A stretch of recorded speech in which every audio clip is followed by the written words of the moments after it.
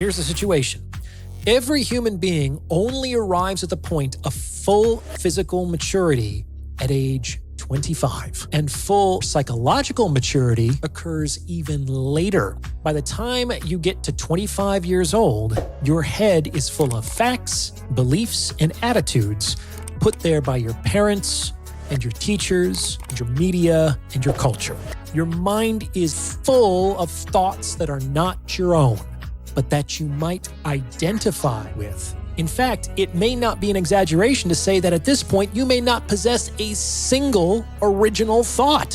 What this means is that every person, usually around 30 years of age, has the opportunity to start waking up.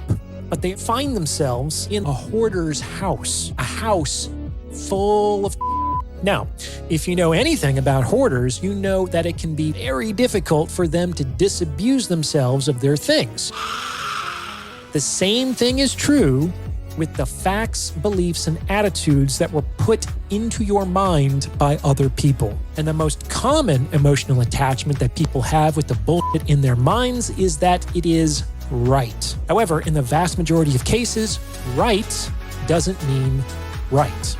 You get me? Fortunately, there is a way out of this situation, but it is going to take some time. However, if you don't do this, you're kind of f***ed.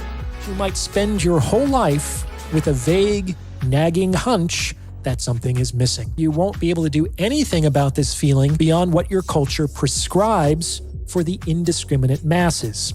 Alcohol, streaming services, psychiatric medication, professional sports, shopping, and sex. You will have lived your whole life without ever learning who you were.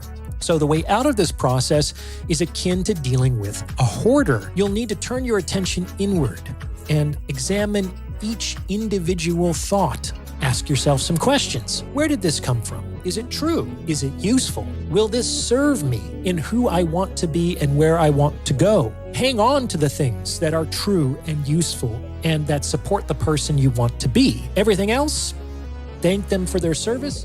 I can either fire you or you can resign. The choice is yours.